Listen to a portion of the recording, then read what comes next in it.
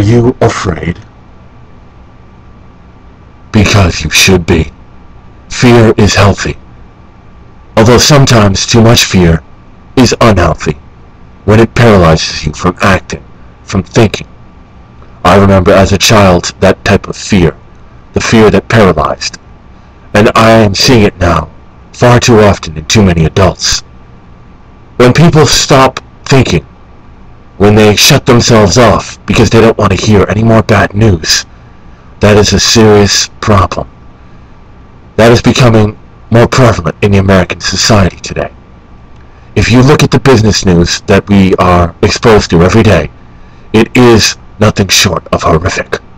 GM sales last month were down 25% in the absence of cash for clunkers. New home sales, if you remember, dropped to their lowest level on record after the government tax stimulus, the new home tax buyer credit, had expired. Now, these terrible drops show just what the real economy is like. But people tend to ignore all of the bad news, and if there's just one ray of good news that day, the stock market shoots up. It's insane, yes, that's the word for it. But I've grown so accustomed to it now it no longer bothers me. In fact, I find it quite pleasant. This whole world we live in now is built on lies and delusions.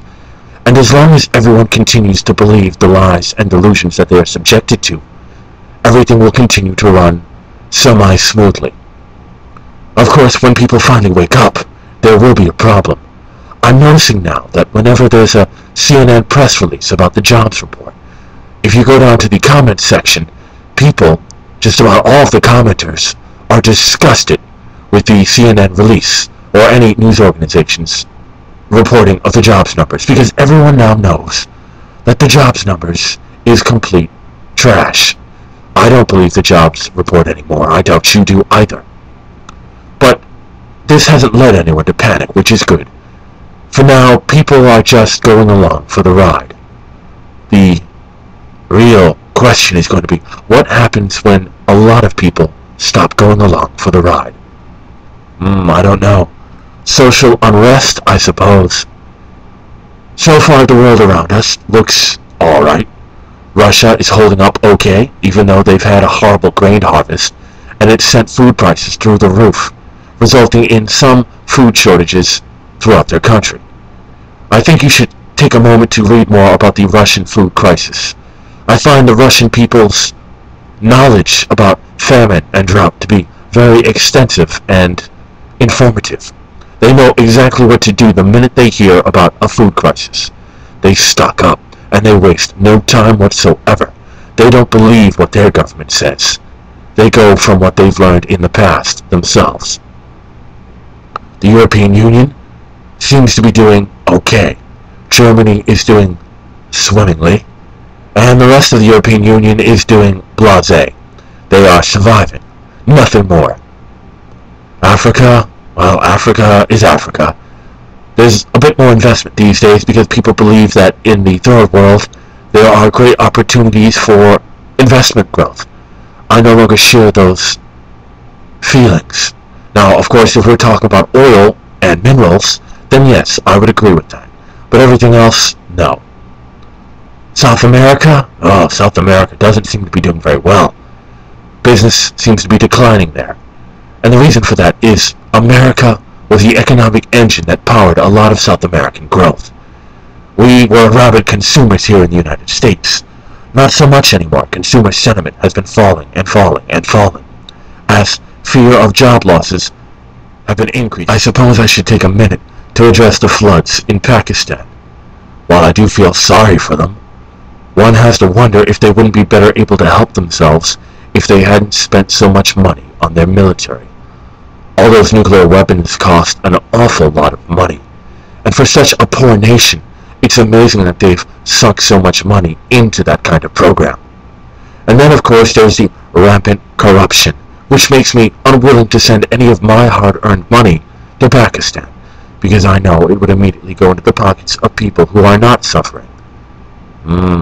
It's a lose-lose situation. They're overpopulated, and their economy is in shambles. Not to mention the fact that they've been fighting against our own country here. You know, while we've been waging a war in Afghanistan, they've been playing spy games, resulting in the deaths of our people. I hate to say it, but you know, Pakistan, if you're not a good friend, don't expect others to come to your aid, as is evidenced by the rest of the world's general shrug. You know, one of the things that I worry about going forwards, as far as the future is concerned, are those countries that are less well off than we are. For the longest time, there's always been someone to step in to save the day. When famine strikes, when flooding happens, when natural disaster occurs, the world bands together to rush to their aid. But one thing you will note is that as economies break down, as entire populations become impoverished, you will see charity begin to diminish. You will see cooperation between governments begin to decrease, so that when starvation begins, it might not end quickly, and it might not end in the way that people have been coming to expect for the longest time. That is why it is imperative for not just individuals to toughen up, but for countries to toughen up as well.